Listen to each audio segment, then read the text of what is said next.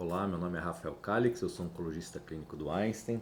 Eu sou Heloísa Vice Rodrigues, oncologista do Centro de Oncologia aqui do Einstein também. Nós vamos conversar um pouquinho sobre o que vem acontecendo no tratamento do câncer de mama do ponto de vista de adjuvância para a grande maioria das pacientes, que são as pacientes cujo tumor é receptor hormonal positivo, HER2 negativo, né? E historicamente essas pacientes, quando elas tinham uma doença mais localmente avançada, elas recebiam quimioterapia seguido de hormonioterapia. E a gente sabe que a gente acabava tratando com quimioterapia indevidamente muitas mulheres que na verdade nem precisariam da quimioterapia, uma vez que a hormonioterapia era o tratamento mais eficaz. E nas últimas 2 décadas aí, a gente vem conseguindo desenvolver métodos para identificar quem são essas pacientes que precisam de fato tomar quimioterapia e quais não. E nessa linha se desenvolveram algumas assinaturas gênicas que, testadas no tumor, nos dão informação sobre qual mulher tem um risco elevado de recidiva e, portanto, se beneficiaria não só da hormonioterapia, mas também da quimioterapia, e quais das pacientes poderiam eventualmente ser poupadas de quimioterapia e passar a usar só hormonioterapia adjuvante, e na verdade são a maioria das mulheres, né? A gente já sabe hoje, com base nessas assinaturas, que são a maioria das mulheres. Mas eu queria ouvir de você aí o que você tem visto em relação a isso, qual a tua opinião? A gente tem disponível mais do que uma ferramenta, né, de assinatura gênica, e sempre existe aí a discussão de qual usar, qual a preferência, acaba sendo um pouco pessoal. Uma das ferramentas que a gente acaba tendo mais experiência é o Oncotype, né, e a gente teve resultados publicados o ano passado do estudo prospectivo, no qual apenas o grupo de alto risco teve benefício de quimioterapia, o grupo de risco intermediário, que foi o grupo randomizado para tratamento com hormonioterapia ou quimioterapia, em sua maioria não teve benefício de quimioterapia, com exceção das pacientes abaixo de 50 anos, dentro do topo de risco do grupo intermediário. E com relação ao Oncotype, um questionamento que a gente sempre tem, né, e vê em discussão é com relação à consideração dos fatores clínicos de risco, né, que é uma ferramenta que se baseia essencialmente na indicação de quimioterapia no fator molecular e genético. Mas a gente sabe de outras ferramentas também que o fator de risco clínico ele tem principalmente uma força prognóstica, né? E sempre quando a gente compara essas ferramentas, todas aquelas que incluíram os fatores de risco clínico acabam tendo um desempenho um pouco superior, inclusive até com o Oncotype.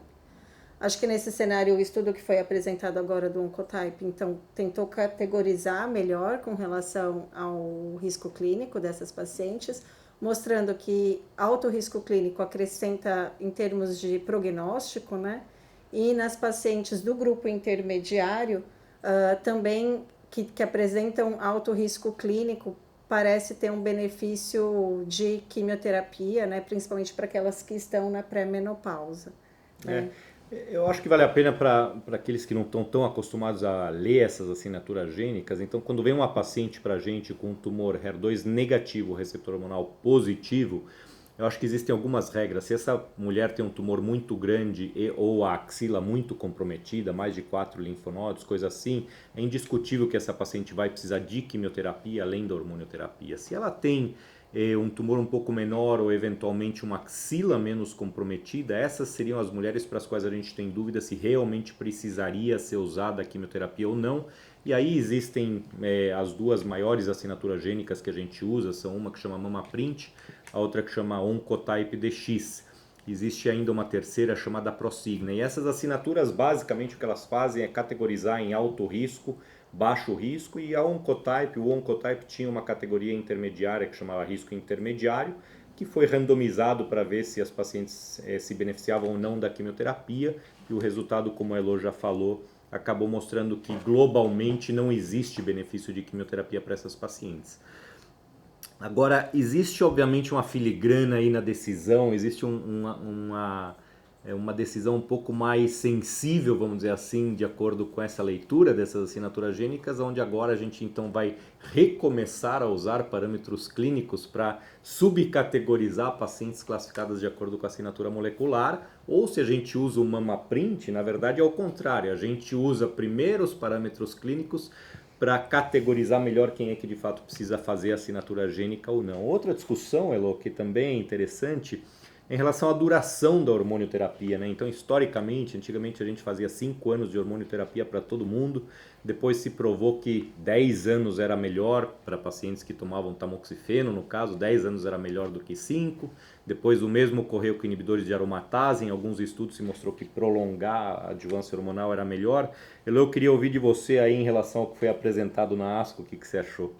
Então, existe também algumas ferramentas, né, moleculares e perfis que se pode definir o risco dessa paciente recidivar após os 5 anos, né? E para aquelas pacientes que têm um risco aumentado de recidiva após os 5 anos, então seriam aquelas que se beneficiariam da hormonioterapia estendida.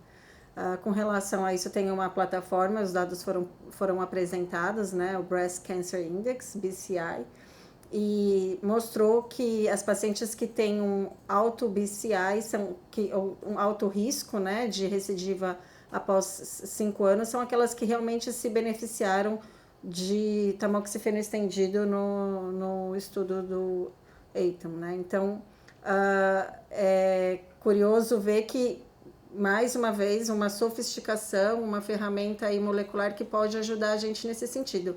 Inclusive, se a gente levar em consideração apenas os riscos clínicos, a gente acaba oferecendo a hormonioterapia estendida para aquelas pacientes que são linfonodopositivas, né? E o BCI mostra que 50% das pacientes com linfonodo positivo têm um BCI baixo e, portanto, não se beneficiariam do tratamento estendido. Então, assim, apesar de ser mais uma sofisticação e a gente entende que agrega custos, é um pouco tentador, assim, não usar, né, dessas estratégias. É claro que isso na nossa prática, no dia a dia, isso não é tão disponível assim, né? Essas ferramentas todas que a gente está discutindo aqui, elas não são cobertas pela fonte pagadora, então é para um grupo bastante selecionado mesmo. E existe também, além dessas assinaturas gênicas, para tentar prever quem precisa ou quem se beneficiaria da extensão da adjuvância versus não, existem modelos matemáticos, vamos dizer assim, existe um CTS5, por exemplo, que está disponível gratuitamente na internet, você põe alguns parâmetros clínicos lá e com base nesses parâmetros clínicos, esse algoritmo consegue te dizer se a paciente vai ou não se beneficiar de uma adjuvância estendida. Agora, a minha tendência tem sido para aquelas pacientes que ou tinham axila positiva, ou tinham tumores muito grandes, ou tinham tumores que, apesar de receptor positivo, tinham um componente mais agressivo, a minha tendência tem sido, desde que a paciente esteja tolerando razoavelmente bem, prolongar isso, né? E o prolongamento,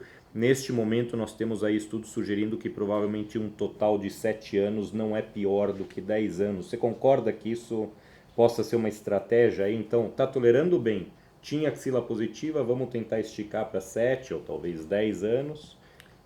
Eu concordo. Acho que o cutoff de 7, principalmente para os tumores, principalmente quando a gente está falando de inibidor de aromatase, né? Eu estou de acordo, mas é curioso você ver esse dado que talvez só o linfonodo positivo não seja tão fidedigno assim, para você ter certeza de que aquela paciente de fato vai se beneficiar da terapia estendida. Mas eu acho que tenham aí toda uma gama de outras ferramentas e de testes, modelos matemáticos que podem ajudar a gente nessa decisão na prática clínica quando a gente não tem disponibilidade desses testes mais sofisticados. Perfeito. E mais uma vez, a gente está discutindo aqui uma população de pacientes que são curadas numa imensa maioria, né? Nós estamos falando aí de taxas de cura acima de 90%. Globalmente, óbvio que quanto mais axila comprometida, menor a cura e assim por diante, mas nós estamos falando de um prognóstico extraordinariamente bom hoje em dia para a grande maioria das pacientes com câncer de mama, né? Eu acho que era isso do ponto de vista de adjuvância, de terapia para doença localizada.